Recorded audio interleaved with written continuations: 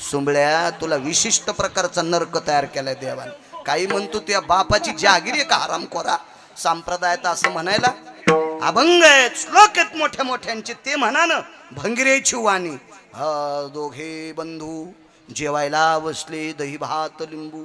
जेवता जेवता अपमान झाला, ताटात उंदीर रिकामी जागा करून गेला. तुला अकलीचा कांदा आहे का नालाय का. त्या सगळ्या दाढा पडल्या का अकलीच्या. लक्ष्मण शेषाचा अवतार स्वामी आणि सगळ्या सरपायचा बॉस. आणि सगळ्या सरपायच्या बॉसच्या ताटात उंदरानं लगी करणं. दिगंबरराव काय मायविली त्या उंदराची. या म्हणणाऱ्याच्या थुत्रात रुमणं कोणी कोण घालायला पाहिजे माहिती. धरते तिकून नाही कुसाकून, आणि नाही गेल्यावर हातुड्यान ठोकायचं निकून काढायचं. काहीच लोक म्हणतो भंगिऱ्या पंक्तीत असे नालाय का. मोठ्या लोकांनी परमार्थ सांभाळलाय आणि भंगिरी त्याला गालबोट लावायलेत. विठाला विठाला बसले रावण बोलत होता. कोण आपण. मी अंगदाचा पुत्र आहे. मारुतीराय किती शूर आहे. कामावर एकच पुरावा झाला. काम किती बेकार एक पुरावा सांगून जय विठ्ठल. आज मेघराजाची कृपा आहे आपल्यावर. हो, आज वर्षाताईंच्या अभिषेकाच्या दिवशी वर्ष होणार नाही इतकं तरी लक्ष आपल्या हातात नाही बरं. हो, एखाद्या वेळ 5 मिनिटात बदल होऊ शकतो. आपल्या नाही ताकद बाबा. मंदिरात बसलेल्या मालकाची ताकद. आपल्यात काय ताकद. मागच्या आठवड्यात मग सोयाबीन सुकू लागलं. हो, मी म्हणलं देवा पाड रे पाड रे पाड रे पाड रे. तर देवांवरून फोन केला पाकिट बी लहान लहान घेत जाईन. नाही आमच्यावर घेतल्यावर लय तुमची खसखस पिकली. तुम्ही लय तुकाराम महाराजाची चुलते आहेत का. दुसऱ्याचं झोपडं पेटल्यावर शेकून घेतून बिड्या पेटीतून आहे का. हे तुम्हाला आग येऊन म्हणून मायावर घेतलं, पण हे सगळं तुमचं दळायलोय. विठाला विठाला विठाला.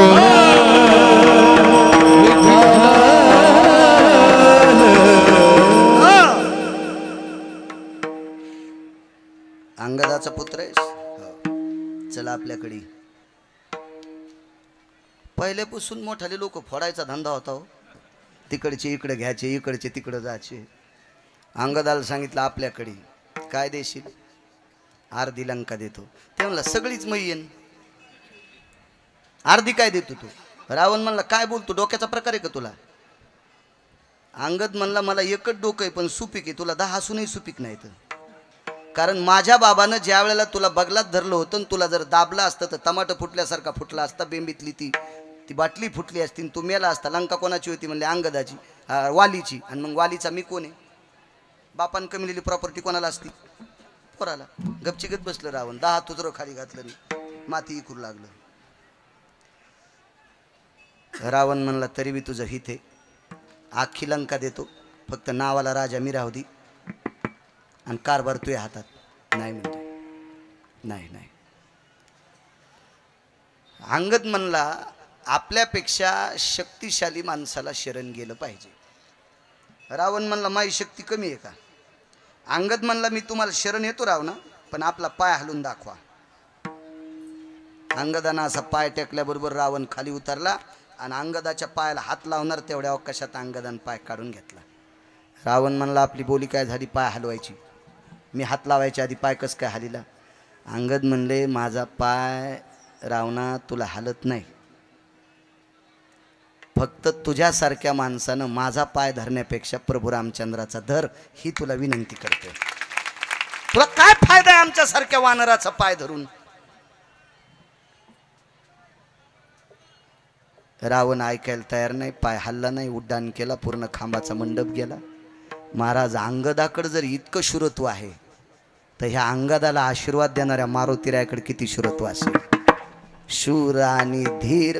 धीराच्या बाबतीत जर बोलायचं झालं तर एखाद्याकडे दुःख झाल्यावर आपण त्याचं सांत्वन करण्याकरता जातो. सांत्वन. नका रडू, व्हा शांत, होत राहते. बघा जगाची परिस्थिती, तुमच्यावर हे संकट कोसळलंय, असा धीर देत असतात माणसं. धीर. महाराज जगाला आधार देणारा शेष, पंढरपुरातल्या मालकाचे भाऊ, प्रभू रामचंद्राचे बंधू लखनलाल शेवटचे श्वास मोजत होते. त्याला आताच्या प्रचलित भाषेत कोमात म्हणतात. बेशुद्ध अवस्थेत म्हणतात. शेवटचे श्वास मोजायची अवस्था लखनलालजीची. आणि मांडीवर आपल्या भावाचं डोकं घेतलंय.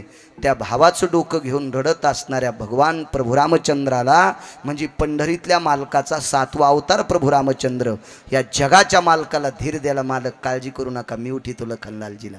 काय धीर असेल हो? या सगळ्या गोष्टीची परिपूर्णता मारुतीरायाकडे होती. म्हणून तर तुकोबारा एके दिवशी मारुतीरायाला शरण गेले. शरण शरण हनुमंता तुम्हालो रामदूता, तुम्हालो रामदूता, तुम्हालो रामदूता. शरण शरण हनुमंता तुम्हालो रामदूता, रामदूता, तुम्हालो रामदूता, रामदूता. बापू, अशा 4 चौकटी नाहीत मारुतीरायाच्या, 27 चौकटी आहेत. 27. त्याच्यातल्या फक्त 4 सांगितल्या. पुन्हा कधी योग आल्या पुढच्या सांगतो. कामाव जय प्राप्त केला. स्वामीजी नैष्ठिक ब्रह्मचर्याचा कासोटा आहे असा पंढरपुरातल्या मालकाला माहिती आहे. पंढरीतल्या मालकिनीला सुद्धा माहिती आहे, तरी लग्न करायला सांगितलं. हनुमंता, तू लग्न करावं आणि तुझ्यासारखी सूर संस्कृती संतती या देशाला प्राप्त व्हावी. तर पंढरपुरातल्या मालकासमोर शुरत्वाच्या गप्पा करून देवाला सांगितलं, देवा या फलकट संसारात कशाला पाडता? फडकट तो संसार येथे सार भगवंत. हे नाना प्रकारच्या साधना करून तुमच्या प्राप्तीसाठी लोक बेजार आहेत, आणि तुम्ही जर माझ्या हृदयात बसले असताल तर मला प्रपंचात कशाला पाडता? कशाला कामानं भरवता? कामही जिंकला. महाराज, काम जिंकणं फार अवघड आहे. कामाला जिंकणारा 4 ब्रह्मवेत्त्यापैकी एक ब्रह्मवेत्ता ज्यांच्या पोटी जन्माला आला त्यांचं नाव आहे व्यास. आणि व्यास स्वामी ज्यांच्या पोटी जन्माला आले त्यांचं नाव आहे पाराशर. पाराशर एवढे मोठे एवढे मोठे एवढे मोठे एवढे मोठे, त्यानं दुपारी 2:30 वाजता दिवस माळीला. 2:30 वाजता चुटकी वाजली. ऐके तेज कांती ममगा कामाची निगुती, व्याहळे काया वरुती, ताडन तुझिया प्रकाशा. ए दिवाकरा, माझ्या शरीरामध्ये काम दाटून आलाय आणि त्या कामाची तृप्तता करण्यासाठी तुझा प्रकाश आडसर येतोय. तुला सांगतोय एका क्षणात अंधार पाड. गेला सूर्य निघून. आणि दुपारा 1:30-2 वाजता सूर्य मावळला. 1:30-2 वाजता सूर्य मावळला. महाराज, देवाला बी मावळीता आला, पण सुदर्शन लावून जयद्रथाला मारायच्या वेळेला सुदर्शन लावलं आणि 3.5 घंट्यानं आधी दिवस माळीलता. पण हे शस्त्र हातात होतं. पाराशरांगड काय नुसत्या शब्दात वजन, नुसत्या शब्दात वजन. माळवला सूर्य. पत्नीने सांगितलं, मालक सूर्य मावळला याबद्दल दुःख नाही, दुमत नाही, मी मान्य करते, पण गंगेचं पात्र भजन करण्यासाठी आहे, तर्पण करण्यासाठी आहे, विधी करण्यासाठी आहे, साधनेसाठी आहे, स्नानासाठी आहे, संसार करण्यासाठी नाही. वारच मुठीत धरलं मंगेश बुवा. कर कर कर कर कर कर कर कर कर कर. कोणाला दाबलं? मारुतीरायाच्या वडिलाला. पवन कोण आहेत? मारुतीरायाचे वडील. आणि मुठीत दाबले पाराशरानं. आणि पवनाला सांगितलं, ऐके गा पवना. तुला नाही बरं, मी मारुतीरायाच्या वडिलाला म्हणालो, ऐके गा पवना, आवाज वाढी जाय रे पवना, असं म्हणेन ना तुला मी. पण हे मारुतीराय ते पाराशर त्या पवनाला म्हणले, ए पवन, नाव तारामंडळात गेली पाहिजे. आलादीच नाव उचलली आणि तारामंडळात गेली. बाई फार हुशार होत्या. बाईन सांगितलं, रात्र केली, संसार करायला हरकत नाही. गंगेच्या पात्रातून नाव तारामंडळात गेली, संसार करायला हरकत नाही.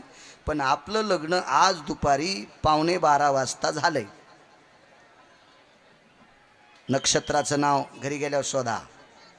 पाराशरांनी त्या सत्यवती नावाच्या स्त्रीच्या हाताला स्पर्श केला आणि गंगेतलं पाणी ग्रहण केलं. ते मुहूर्त कोणतं होतं घरी गेल्यावर पहा. गरज आहे काळाची. आपले सूत्र आपल्या लक्षात असले पाहिजे. सांगेल तुम्हाला दुसऱ्या कीर्तनात, तोरक तुम्ही पाठ करा. या नक्षत्रावर आपलं लग्न झालंय आणि प्रपंचाचा दंडक आहे. आपण देवकर्म करणं गरजेचं आहे. मग आपलं कुलदैवत असेल, आपल्या इष्ट देवता असत्याल, आपल्यावर काही अनिष्ट देवतेचा कोप आहे, त्यांचा सुद्धा कुलाचार करणं गरजेचं आहे. हे पाहिजे.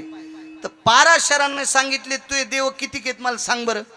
ते म्हणले आपले 7-8 देव आहेत. मग 7-8 नाही 33 कोटी देव मी इथं आणतो, तू त्यांच्या पाया पड. जोडोनी आब्रधांजली स्मरतसे नारायण.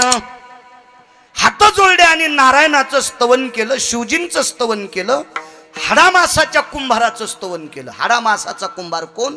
सत्यलोकातला मालक ब्रह्मदेव. कुलाल हाडाचा, बापचा हाडाचा, अखंड मडके घडी तोरे, हे 3.5 हाताचे गाडगे तयार करणारा कुंभार सत्यलोकातला मालक. त्या मालकाचं स्मरण केलं. तिन्ही देव एकत्रित आले आणि त्यांना सांगितलं यक्षति किन्नर गंधर्वाद लोकपाल भयदिकपालो चारुतिहासं परमति हंस हंस पराभय जायन्ते गंधर्वादी किलम भयो अपाद कालम भय जानती अतलम सुतलम तलातलम रसातलम भय जायन्ते हट्केश्वर भय सकल सिता लिंग भयाय जायन्ते आद्य भोवति स्वर्प स्वराय चंड मुंड भय जायन्ते यक्षिणी किंकिनी डंकिनी चंड वितंड महाचंड भय. ह्या सगळ्या लोकांना आमंत्रित केलं आणि बायकोला सांगितलं पडपाया. साधी ताकद आहे का स्वामी? एका सेकंदात 33 कोटी देवता बलिल्या येतात. बलिल्या येतात. आपण ज्याच्यासाठी संपत्ती कमीलं ते पोट्ट येईन.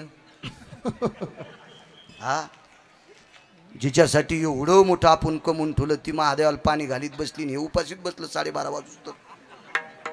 हो, इतकं महादेवाला पाणी टाकलं की महादेवाला सर्दी झाली आणि पप्प्याच्या बापाला 12 वाजूस तर त्याच्या दाताला पाणी नाही. हो, आणि घरी आल्या ते म्हणले मला भूक लागली.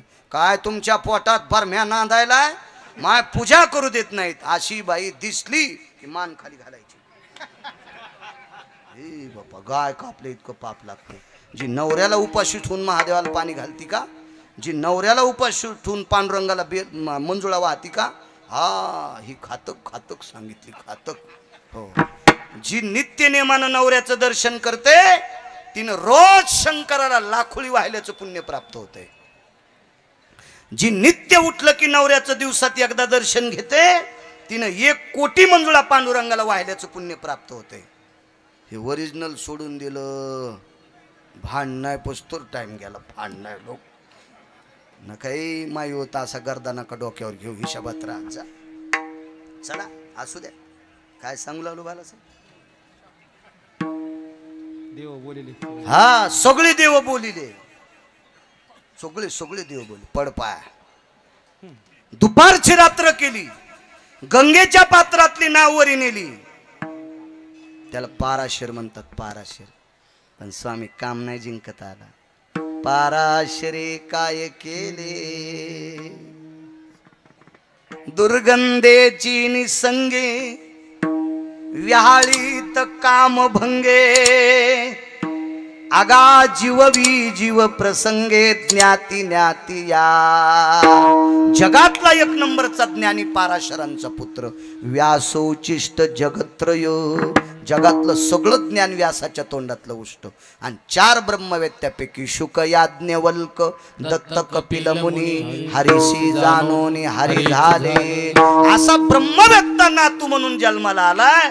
पण आज्याला शरदराव काम नाही जिंकत आला. धडक मारली शंकरा, धडक मारली शंकरा, धडक मारली शंकरा, धडक मारली शंकरा. हे या ब्रह्मयाचा माते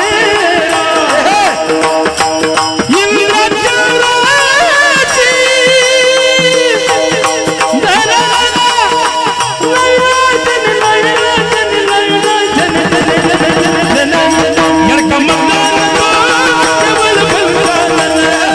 Come on.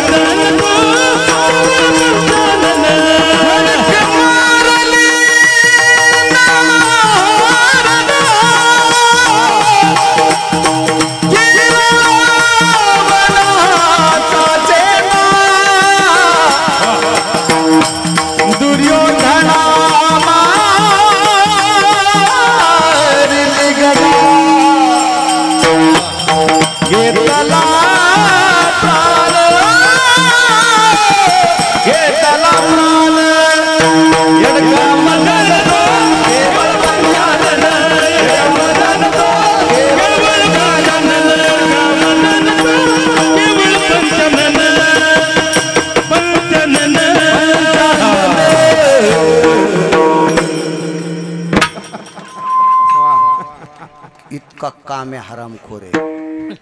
ब्रह्मदेवाचं पण मात्र केलं. लय मोठमोठाल्या ऋषीला बेजार केलं. कामाजी कोतवाल याने नाडिले बहुतांशी याने नाडिले बहुतांशी हरिहराची आबरू घेतो भय नाही त्याचे हरिहराची आबरू घेतो भय नाही त्याचे जमदाग्नी दुर्वास नाडिले महान महान ऋषी जमदाग्नी दुर्वास नाडिले महान महान ऋषी क्रोधाची फौजदार तो हे मिळाला त्याची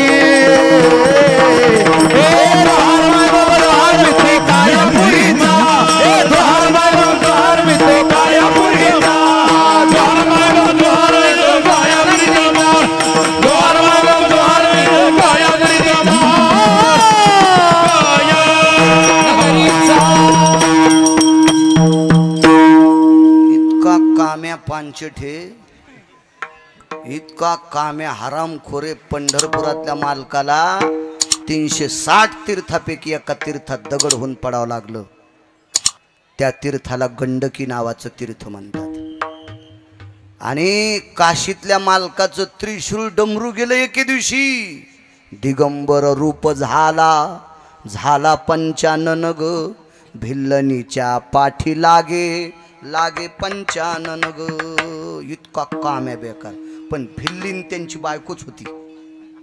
पार्वती आई साहेब भिल्लिनीच्या रूपात आला. इतका काम्या. जमदग्नी दुर्वास नाडिले महान महान ऋषी.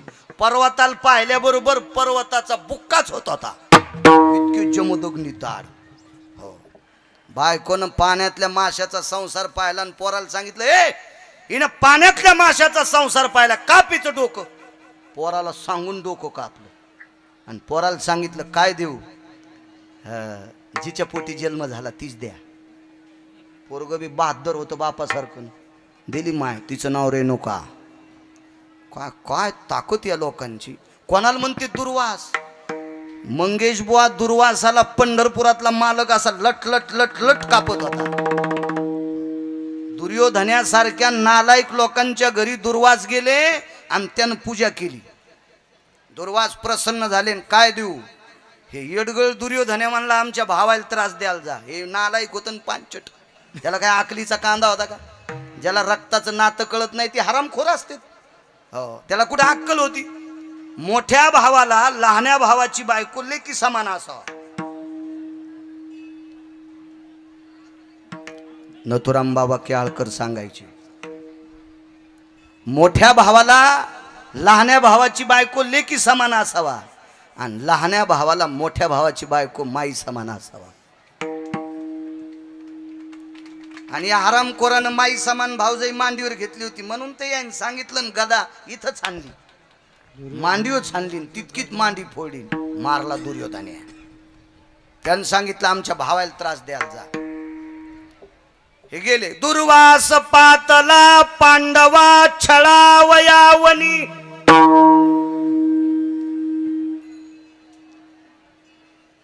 तर लक्ष्मी आबदागिरी घालीत होती. आबदागिरी. देवाचा घाम जिरण म्हणून गरुडे फडतकारे विंझणे. पंखाच्या फडतकारानं इंझन म्हणजे पंखा. रामेश्वर बुवा गरुडाने पंखानं वारा घातला. घामच जिरण. आईसाहेबांनी विचारलं, घाम कशाचा आहे? दुर्वास माझ्या भजन करणाऱ्या पांडवाला जाळी तू ग, जाळी तू, जाळी तू. महाराज देव भेटतो ते इतके दुर्वास. त्याला बेजार केलं. तुमची आमची काय कथा. काम्याला अवघड. एक महाराज लय टोकाला गेला. स्वामी एवढं सांगतो आणि पूर्ण विराम करतो. काम्या किती हरामखोर आहे. आणि ह्या कामाला ज्यानं जिंकलं तो नराच्या यादीत. महाराज इतका टोकाला गेला, इतका टोकाला गेला, इतका टोकाला गेला. 1.5 तासानं त्याला इंद्रपद भेटणार होतं. इंद्रपद भेटणार आहे. आणि महाराज 15 मिनिटानं मरणार आहे. 15 मिनिटानं महाराज मरणार आहेत म्हणून विटेवरच्या मालकानी, काशीतल्या मालकानी आणि सत्यलोकातल्या मालकानी एका विमानाची तयारी केली. हे विमान नाही बरं आपण बसतो ते. या विमानाचं काय खरं नाही. वातावरण खराब असलं, एक बाई येते, कृपया यात्रीगण ध्यान दीजिए, मौसम बहुत खराब आहे. अरे बाप रे म्हणलं बाळ्या. आणि हे विमान आता समुद्रात पडलं तर सारच गेलो बाबा, तेल गेलं, तूप गेलं आणि हाती धुपाटणं आलं. हो लय फिरवतो महाराष्ट्रात. हो ते माग म्हणले होते ना चौकदार. हो लय बाळू महाराज महाराष्ट्रात फिरवतो म्हणले. आहे ते गेली जीभ घसरली त्याची बिचाऱ्याची. पण मी पण काही म्हणत नसतो. कधी कधी ज्याला मोठं व्हायचं का बालासाहेब, त्यानं एक अर्धा शब्द सहन केला पाहिजे, तीच माणसं मोठी होत असतात. आता चोपदार जरी इथं माईकवर त्या कोण बाईट घेत होता त्याला बाईटच म्हणतात ना रे सुजा. त्यानं लावून द्यालता का कोणी लावून द्यालता काय माहित, ते बोलला चोपदार. पण मी चोपदाराला वाईट म्हणणं हे ज्ञातीपणाचं लक्षण नाही ना. नाही नाही, हे मोठेपणाचं लक्षण नाही, हे नालायकपणाचं लक्षण. घसरली बिचाऱ्या जीभ कानही धरले तुमच्या देखता. नाही आपल्या वडिला समाने कशात त्याला बिचाऱ्याला वाईट बोलायचं. चला, या जगात दुसऱ्याला वाईट म्हणल्याच्या नंतर मजा मारणारी हरामखोर जगात खूप आहेत. पण या हरामखोराचं समाधान होण्यासाठी आपल्या वाणीला श्रीमंती आणून शांत बसणं. भला बुरा क्या कुछ मत कहिए जिसकी करनी वही मरेगा. तू क्यों भाई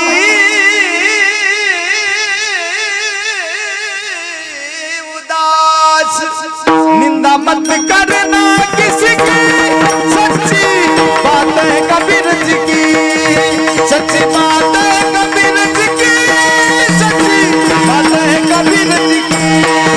निंदा मत करना किसी की, सच्ची बात कबीर जी की, सच्ची बात कबीर जी की.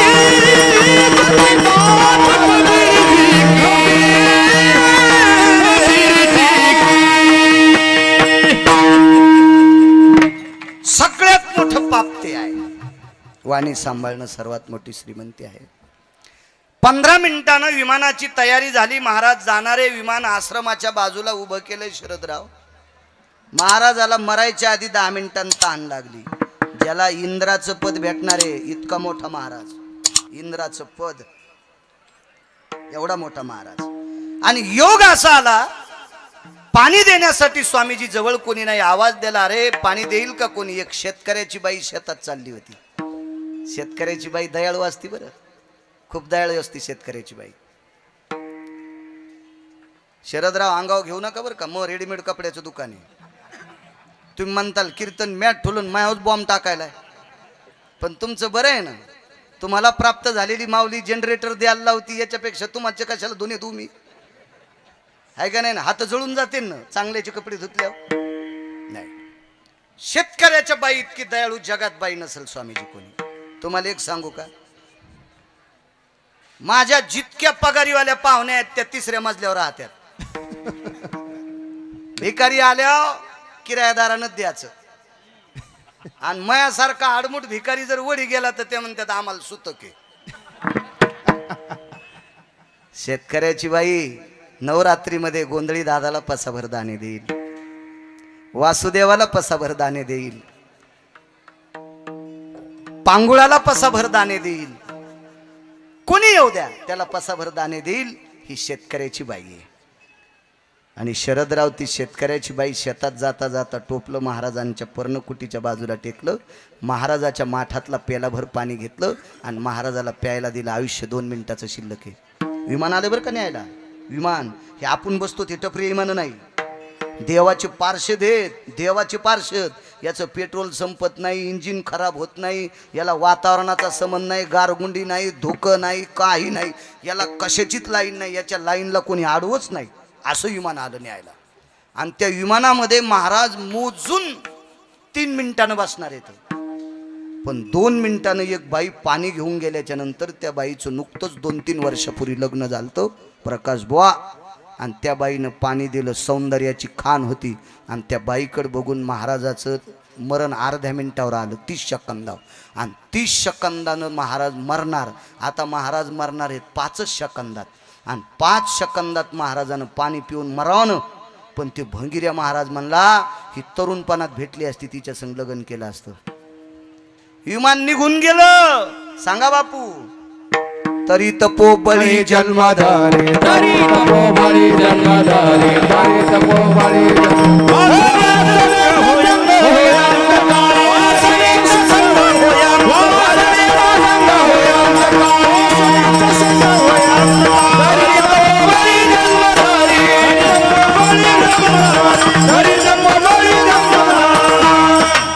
महाराज 2 मिनिटांना विमानात बसणारा महाराज पुन्हा जन्माला आला. वासनेचा संग तरी तपोबळी जन्मधरी. इतकी वासना.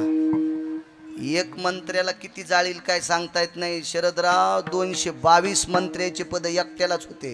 भग नावाचा रोग झाला. इंद्रा पडले भग. ज्याच्या प्रकाशाशिवाय झाडाला कोण्यात फुल लागत नाही त्याला चंद्राचा प्रकाश म्हणतात. चंद्रामृत तृप्ती पारणे चकोरा ब्रह्मराशी चारा सुगंधाचा. आणि हा चंद्र जिथं शिकायला गेला त्याच महाराजाच्या पत्नीवर अन्याय केला. चंद्र झाला काळा म्हणून अजूनही चंद्राला काळा डाग आहे. आणि जगातला स्वामीजी 6व्या क्रमांकाचा संन्यासी. पाप नाही केलं पण मनात लग्न करण्याची इच्छा झाली तर त्या संन्याशाची बाई झाली. 60 पोरं झाले आणि 1 पोरगी झाली. आणि नवरा पंढरपुरातला मालकच झाला. नारद की नारद भई आहे ना पुरा पुरे. इतका कामी चित्र इतका. आणि काम जिंकलेले माणसं. 95 वर्षाचा बाप शरदराव. आणि 95 वर्षाच्या बापाला 22.5 वर्षाचं तारुण्य दिलं. वेगात सांगतो तारुण्य दिलं. 22.5 वर्षाचं पोरग हो. 22.5 वर्षाचं पोरग. आणि बापाला लग्न करायची इच्छा झाली. कृष्णा तुमच्या वयातला पोरगा. वडिलाला विचारलं बाबा काय इच्छा आहे. काय नाही मला लग्न करायचं पण म्हातारपण असल्यामुळे ते पोरगी देत नाही. हातावर पाणी घेतलं आणि संकल्प सोडा दिगंबरराव. आणि बापाला 22.5 वर्षाचं केलं. आणि 22.5 वर्षाचं पोरग 95 वर्षाचं झालं. त्या पोराचं नाव आहे पितामह भीष्माचार्य. बौलं रचलं. बाकीच्या प्रतिज्ञा आहेत पण असू द्या फक्त तितकं बघा. अंतरपट धरला. सुदामबुवा अंतरपट धरायला मोठी माणसं होते. भंगिरे नव्हते पेलेले. अधिकारी माणसं होते. मंगेश गोवा मंगलाष्टक म्हणायला सात्विक लोक होते. ताईगण माईगण काही गौरत नव्हते. शास्त्रशुद्ध मंगलाष्टक म्हणणारे होते. आणि मंगलाष्टक 4 झाले स्वामीजी. आणि 5वं मंगलाष्टक म्हणत असताना तुमच्यासारखा अधिकारी महात्मा होता. तुमच्यासारख्या अधिकारी महात्म्याने मंगलाष्टक थांबिलं. वेधील वेळ होता. ते वेदीचं मंगलाष्टक आता सावध सावधान समयो साधा समीप्यासे वाघवा दान करा फलार्ध घटिका संपूर्ण आली भरू. वेदीचं मंगलाष्टक हातवरी केला तुमच्यासारख्या साधून. विचारलं काय काम आहे. अरे नवरदेवाचा मुलगा कुठे आहे. आपल्या काही लोकांना उलट वाटण लग्न झाल्यावर पोरग होत असतंय. हे लग्नाच्या आधीचा मुलगा होता. पहिलं एक लग्न झालेलं होतं. तुमच्यासारख्या स्वामीने विचारलं स्वामी हे मंगलाष्टक म्हणायले इष्ट मित्र सजन सखे सगळे नवरदेवाचा मुलगा कुठे. मंडपाच्या कोपऱ्यात मुठीत अक्षदा होत्या. दिगंबरराव मुठीत अक्षदा होत्या. आणि वेधीचं मंगलाष्टक म्हणणाऱ्यान बोर्ड दाखल महाराज स्वामी बापावर अक्षदा टाकण्यासाठी पोरग तिथं बसले. श्रुती रडत होती. 33 कोटी देवता रडत होत्या. यम रडत होता. बापावर अक्षदा टाकल्या. त्याचं नाव भीष्माचार्य. काय कामावजे त्याला नर म्हणतात. काय तुकोबरायची व्याख्या. सेना महाराजांचं चरित्र सांगितलं तुम्हाला. जीवनभर कोण्या स्त्रीच्या डोळ्यात डोळे घालून पाहिले नाही. पानग मागितलं तरी पायाकडे बघून मागितलं. काय तुकोबरायची अवस्था. जाईव तू माते नकरी सायास आम्ही विष्णुदास तैशे न हो. महाराज कामावजे प्राप्त करणारी लोक होती. महाराज काय ज्ञानोबा